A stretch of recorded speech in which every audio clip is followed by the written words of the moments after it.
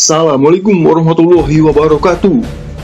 Maulid Nabi merupakan momen di mana umat Islam memperingati hari lahirnya Muhammad ke dunia untuk menyebarkan Islam terhadap seluruh umat manusia di muka bumi ini.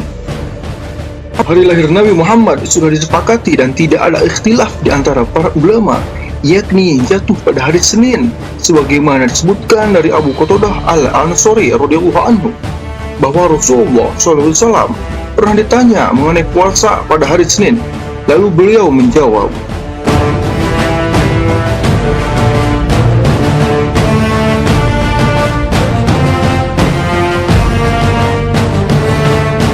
meski mengenai tanggal dan tahun kelahiran Nabi terdapat perbedaan pendapat di antara para ulama, namun sebetulnya ada hakikat di balik kebiasaan umat Islam yang selalu merayakan Maulid Nabi setiap tahunnya, yang seharusnya dijadikan perhatian utama.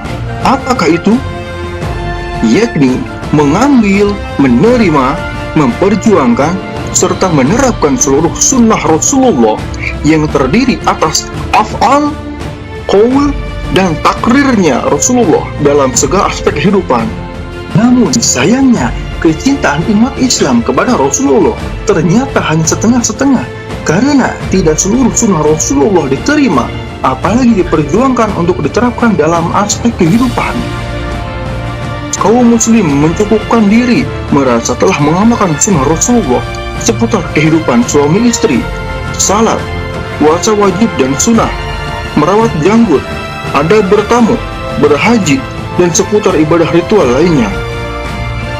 Di sisi lain, selalu melantunkan sholawat Nabi sebagai bentuk kecintaan diri terhadap Rasulullah, tetapi di sisi lain hanya berdiam diri terhadap segala permasalahan kehidupan yang telah rusak di ranah pemerintahan, ekonomi, pendidikan, politik luar negeri, kesehatan, dan lain sebagainya. Ibarat seperti seorang lelaki yang begitu mencintai seorang perempuan, namun lelaki itu hanya sekedar bernyanyi lagu cinta semata, terus saja bernyanyi, tetapi bertindak untuk menikahi perempuan tersebut begitu enggan. I love you. Back. Eat it now. Bilang cinta kepada Rasulullah, namun menyebut Pancasila dan NKRI harga mati, seolah segala sunnah Rasul tidak ada apa-apanya dan bisa dibuang begitu saja. Begitu yang akan menyelamatkan kita di akhirat kelak, apakah Rasulullah atau syafaatnya, atau Pancasila dan NKRI? Bilang cinta kepada Rasulullah, namun menolak bahkan menentang syariah dan khilafah sebagai bagian dari hukum Allah dan sunnah Rasul. Apakah itu yang disebut cinta kepada Rasulullah? Coba renungkan baik-baik apa yang Rasulullah katakan sendiri terhadap kita ini.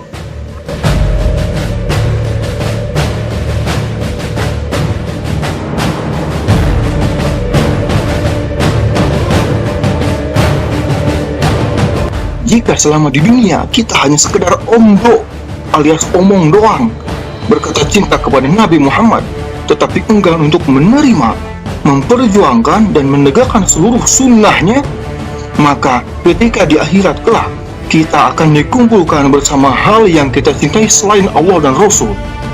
Padahal Allah berfirman,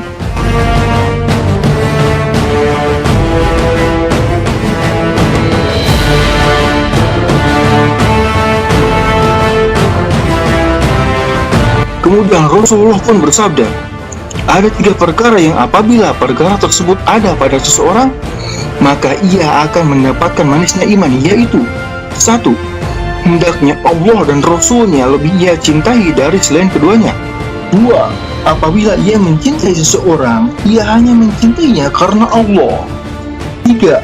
Ia tidak suka untuk kembali kepada kekufuran setelah Allah menyelamatkannya, sebagaimana ia tidak mau untuk dilemparkan ke dalam api. Jadi, masih ingin memberi cinta palsu dan dusta terhadap Rasulullah, atau mau untuk menjadikan Rasulullah sebagai suri tauladan dalam segala aspek kehidupan?